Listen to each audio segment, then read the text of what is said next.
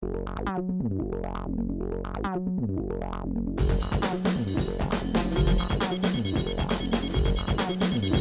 tal, amigos? Mi nombre es Ricardo Vázquez Kunze y este es su programa Pulso Parlamentario por Congreso Televisión y Radio Congreso. Hoy ya tenemos un gran programa. Estará con nosotros el congresista de Fuerza Popular, Daniel Salaverry, también es vocero de Fuerza Popular, para conversar con nosotros sobre la acusación constitucional al fiscal de la Nación, que es de su autoría. Vamos a una pausa y regresamos con lo anunciado.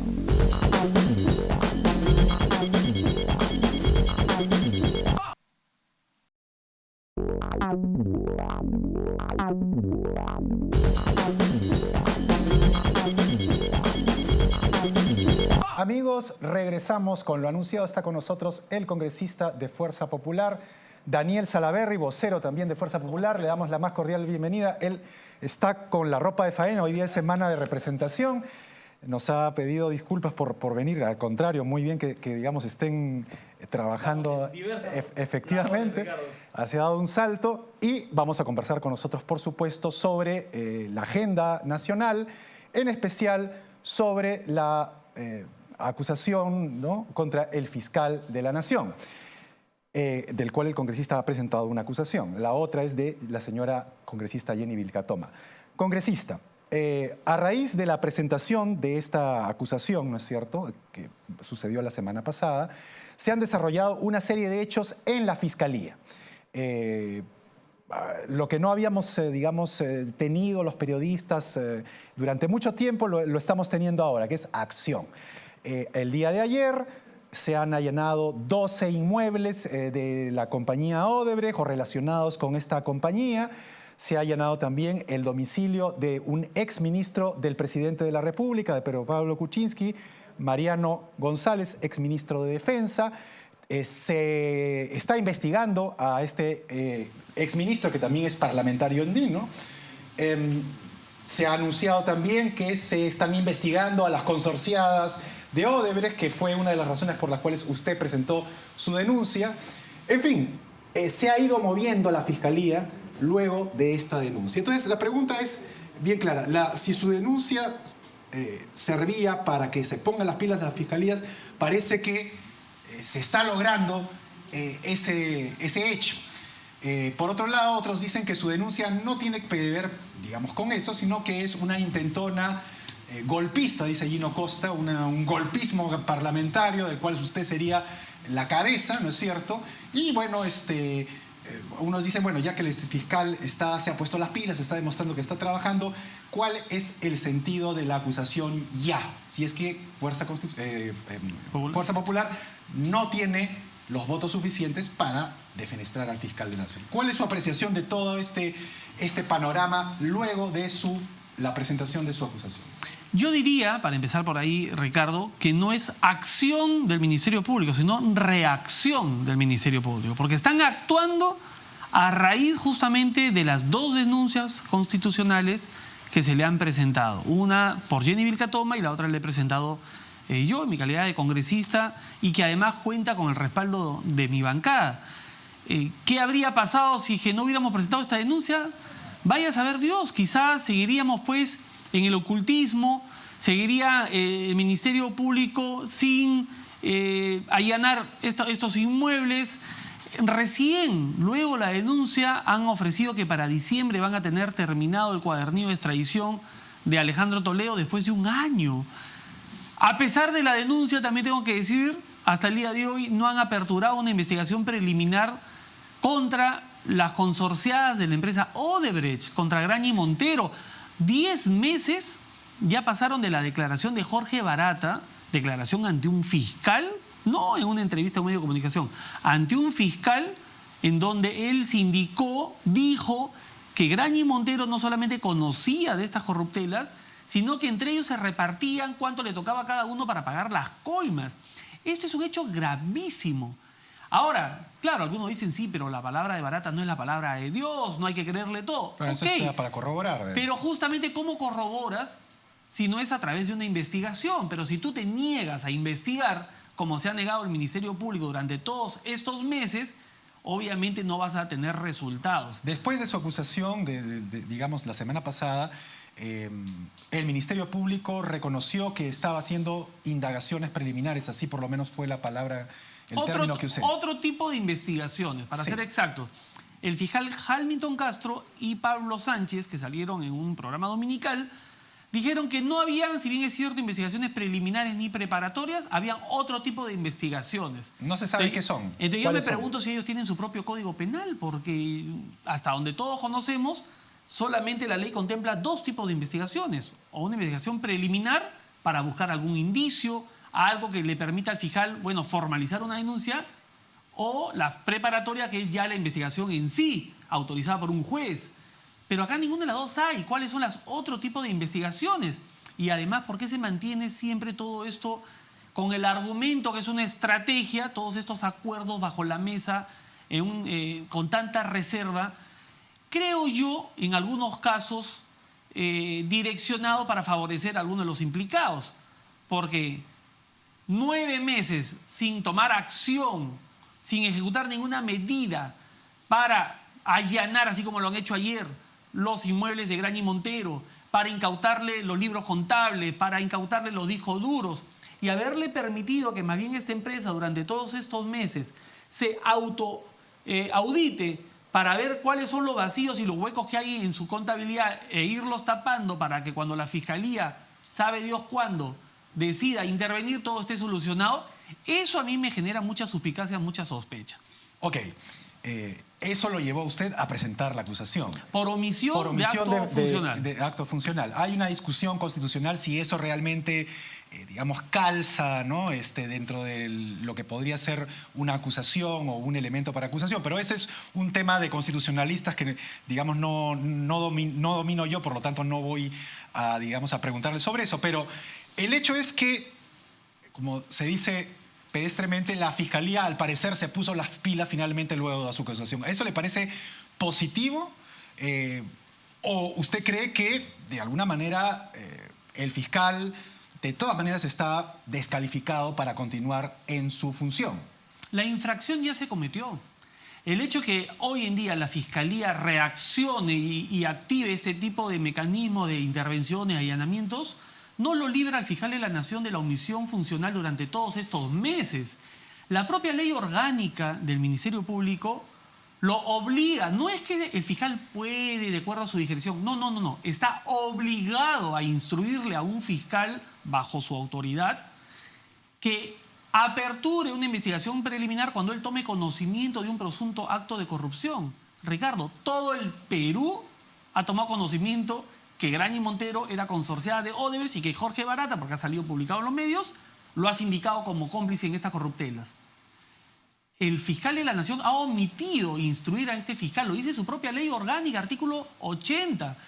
Y mucha gente quiere confundir a la opinión pública, algunos opinólogos y analistas, que ya luego vamos a hablar de ellos, y de su vínculo con Odebrecht, diciendo que no, pues, que el fiscal de la Nación no se puede entrometer en la autonomía del fiscal porque estos fiscales pues son intocables. Falso. La estructura orgánica del Ministerio Público es muy distinta a la del Poder Judicial. Es un organismo jerárquicamente constituido, es vertical, el fiscal de la Nación tiene autoridad sobre todos los fiscales del Perú. Por eso es que tú lo ves muchas veces trayendo a fiscales del sur a Lima, a los de Lima mandándolos al norte, instruyendo que se aperture investigaciones en algunos casos, instruyéndole al fiscal que le informen sobre sus pesquisas que han hecho, por ejemplo, en Brasil, que emitió una resolución el fiscal obligando a ese fiscal que cuando retorne le informe detalladamente cuáles han sido los pasos que han dado, qué información han recabado. Por supuesto que no solamente tiene la facultad, sino que está obligado a hacerlo. Pero en algunos casos lo hace y en otros no. En algunos casos instruye que se aperture, como en un caso que se archivó y dijo, voy a investigar a esa fiscal, e instruye que se aperture en casos por crimen organizado, como es el caso de los cócteles, que ya felizmente el día de ayer el Poder Judicial corrigió ese abuso, y en otros se hace de la vista gorda, porque le tiene temor, pavor a este conglomerado mediático o a este grupo empresarial, o porque hay algo más. Eso el Perú tiene que saber. ¿Qué es lo que está pasando ahí? Ayer el presidente del Congreso recibió una carta de varios constitucionalistas de la Facultad de Derecho de la Universidad Católica. Estos constitucionalistas que, para, digamos, poner las cosas en claro, son muchos de ellos amigos de, digamos, quienes están siendo acusados constitucionalmente. Y tienen casos, aparte de eso, una serie de casos en la Fiscalía que están por resolverse, ¿no? Ese es el contexto, ¿no? O sea, para poner las cosas claras. Ellos han hecho una carta, la han enviado al presidente del Congreso. En esta carta exponen una serie de argumentos de derecho constitucional, según los cuales no procede ni la denuncia al fiscal, ¿no es cierto?, porque consideran que el fiscal, si bien puede de alguna manera instruir o pedir informes, no puede meterse en la investigación fiscal propiamente dicha, porque evidentemente el fiscal, entonces ningún fiscal sería autónomo, ¿no es cierto? Los fiscales no podrían manejar sus propios casos porque el fiscal de la nación, digamos, se mete en su investigación. El fiscal puede de alguna manera instruir o pedir información, pero no puede meterse en el caso concreto. Eso es lo que dicen ellos. Esa es la razón por la cual, en el caso del fiscal de la nación, dicen que no existiría una infracción a su deber, ¿no?, constitucional. ¿Qué le merece esa acotación? Que básicamente va digamos, al fondo del asunto. Bueno, recordemos la destitución del fiscal de la Nación Ramos Heredia, destitución que hizo el Consejo Nacional de la Magistratura por un tema exactamente igual, por omisión funcional, por no haber él asegurado que se investigue el tema de la centralita en Ancash, a todo este grupo que rodeaba a Álvarez y con todo este tema de investigación. Lo destituyeron por lo mismo. Entonces, y ahí nadie saltó, ahí nadie dijo que era inconstitucional. Nosotros como congresistas estamos facultados a hacer control político. Cuando vemos que el fiscal de la Nación, que es la cabeza, el responsable político del Ministerio Público, está cometiendo una infracción constitucional, está yendo en contra de su propia ley orgánica, estamos facultados para denunciarlo constitucionalmente. ¿Será la subcomisión de acusaciones constitucionales y si procede luego la comisión permanente y si esta luego admite el pleno del Congreso, los 2/3 del pleno del Congreso, quienes decían finalmente si amerita o no una destitución? Pero no me pueden decir que lo que está contemplado en la Constitución es inconstitucional. Claro, y más aún viniendo, como tú bien lo has dicho, Ricardo, quizás no todo, pero un buen grupo de estos opinólogos, analistas, que tienen pues, vínculos estrechos, no solamente con el fiscal, con empresas investigadas como Odebrecht. El propio abogado del fiscal de la Nación, el doctor Abad, forma parte de un estudio jurídico que defiende o ha defendido a Odebrecht. Yo he escuchado al señor Ugaz, José Ugaz, salir pues a dar supuestamente cátedra sobre el tema constitucional. Ugaz recibió dinero de Odebrecht, su estudio jurídico, asesoró a Odebrecht. Entonces, ¿con qué autoridad moral ahora vienen a cuestionar? ¿Cuántos de esos opinólogos están preocupados en que esto no camine? ¿Cuántos de esos opinólogos tienen vínculos o han asesorado a estas empresas, a este conglomerado del cual es accionista Graña y Montero? O sea, hay que preguntarnos esas cosas. Usted lo que nos trata de decir, congresista, es que la figura es al revés, porque lo que se dice de usted es que usted encabeza un golpe parlamentario. Imagínate tú. O sea, que usted de alguna manera es la cabeza visible de un golpe parlamentario y el golpe parlamentario significa que se quiere sacar al fiscal de la Nación, que es la acusación suya y de Jenny Vilcatoma, y de otro lado es otro caso distinto, también se quieren defenestrar a 4 magistrados del Tribunal Constitucional, que serían pues 2 grandes instituciones emblemáticas de la democracia, dicen los críticos suyos, y que el Congreso, o la mayoría, ¿no es cierto?, congresal, a la cual usted pertenece, al pretender, digamos, fiscalizarlos o acusarlos, ¿no es cierto?, o investigarlos, lo que está haciendo es atentando contra instituciones democráticas. Usted nos dice que es al revés, que quienes de alguna manera se quejan es porque quieren tapar una presunta corruptela o un presunto vínculo con las empresas Odebrecht y esas otras empresas. Porque tienen vínculos directos o indirectos con estas empresas o con las empresas que, digamos, forman parte de estos grupos. Pero quiero ponerte un ejemplo. En el tema, por ejemplo, los 4 magistrados del Tribunal Constitucional, la denuncia no la ha interpuesto un congresista de Fuerza Popular, la han interpuesto un grupo de marinos que se han visto afectados. Probablemente siga su cauce y terminen, no sé, siendo destituidos si así lo decide el Pleno del Congreso. Pero alguien ha salido a decir que eso es inconstitucional, que si el Congreso destituye a estos magistrados por haber cambiado el voto de otro magistrado, es un golpe parlamentario. Bueno, lo dicen los magistrados y lo dijeron en Montevideo ante la Comisión Interamericana. Pues obviamente quienes han cometido esta infracción tienen que defenderse de alguna manera, pero todos han coincidido que esta infracción se ha cometido y que el camino para una denuncia constitucional y una institución está allanado. Ahí nadie dice que es un golpe parlamentario y estamos hablando del Tribunal Constitucional. Sin embargo, por un tema similar, me refiero similar a cuanto infracción constitucional del fiscal de la Nación por omisión de acto funcional, por no garantizar que se realicen investigaciones de manera transparente, pruebas, ahí sí dicen golpe parlamentario, se quieren tumbar una institución autónoma. Claro, cuando les conviene sí es constitucional y cuando no les conviene, no. Cuando reabren el tema del frontolo, que dicho sea de paso, yo creo que está mal esa decisión, pero cuando le reabren, ahí sí dicen es un absurdo, infracción constitucional, porque les complica a ellos. Pero en el otro tema, ¿qué pasa? ¿Qué pasa cuando ves a fiscales que se hacen de la vista gorda? Cuando ves a los fiscales preocupados en cazar hormigas y los elefantes les pasan por el costado. Cuando ves a los fiscales investigando por crimen organizado, por organizar un partido político cócteles, y sin embargo Odebrecht, que ha corrompido a varios gobiernos, que ha, metido en esta corruptela a cientos de funcionarios, autoridades, que hay empresas peruanas metidas, implicadas en estas corruptelas, solamente está siendo investigada por tráfico de influencias y colusión. ¿Puedes creer que Odebrecht no está siendo investigado por crimen organizado? Entonces, lo único que le pedimos nosotros al Ministerio Público, porque sí, me imagino que debe haber fiscales probos, que esa misma predisposición que tienen para investigar algunos casos, la tengan para todos. O sea, usted no se niega a que lo investiguen jamás. A su partido, a su agrupación, a su campaña electoral. Si alguien denuncia, el Ministerio Público tiene que investigar. Nosotros no tenemos temor porque no ocultamos nada. Y así como le han venido investigando a Keiko Fujimori más de 16 años. Pero hacerlo por crimen organizado, bueno, ya gracias a Dios, una juez valiente, el Poder Judicial, ha corregido este abuso. Pero el Perú, Ricardo, merece conocer toda la verdad. No solamente una parte de la verdad, no solamente una verdad sesgada, no solamente en aquellos casos que nos conviene que se conozca, porque no queremos chocar con los poderosos, porque le tenemos temor a ese conglomerado mediático, que no va a ser una contracampaña, una campaña de demolición. No, señor. Su obligación, y me refiero al fiscal de la Nación, es investigar todo y que se conozca toda la verdad.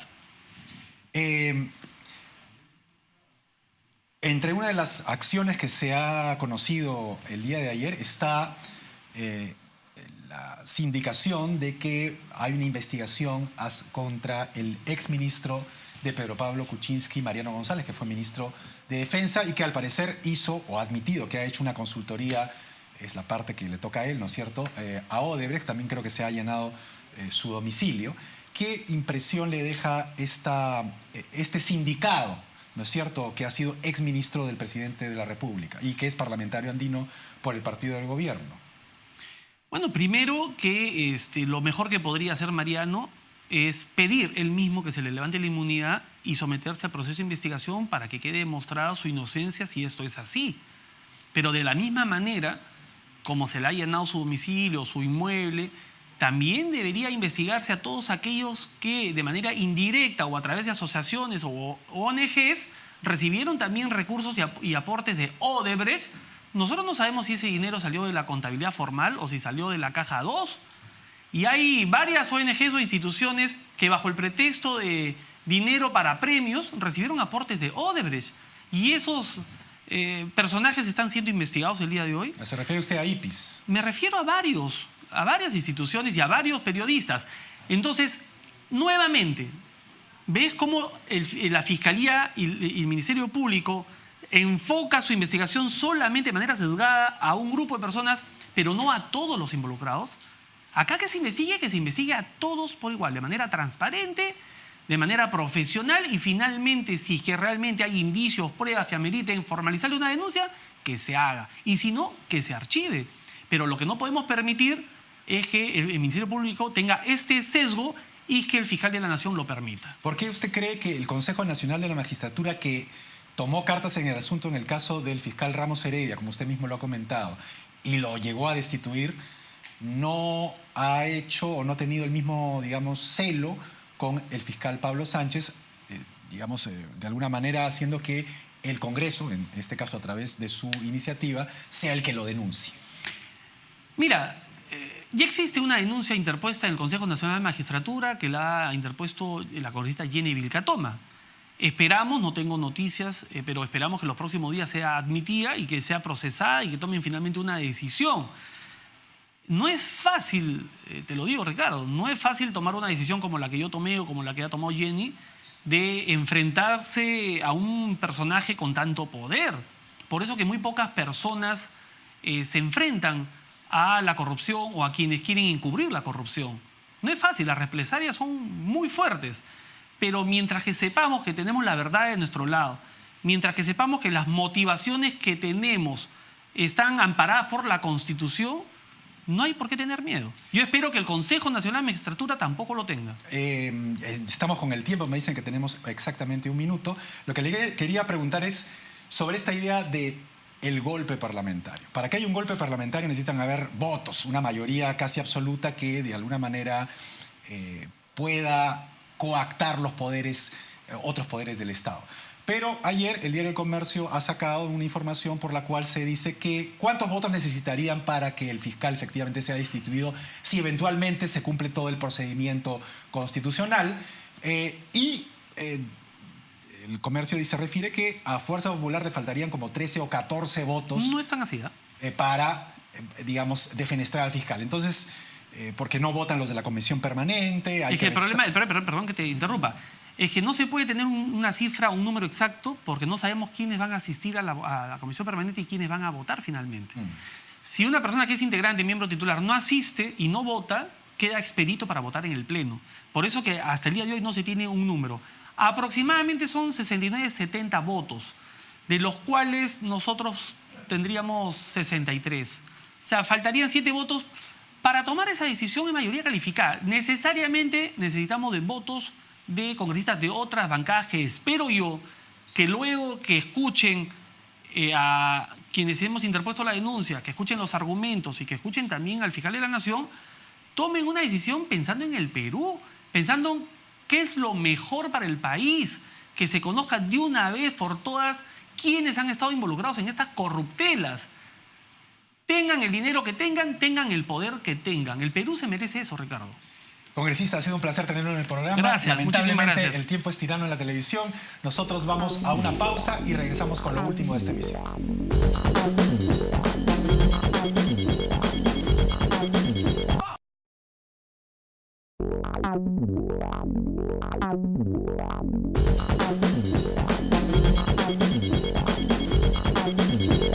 Bien amigos, no hay tiempo para más.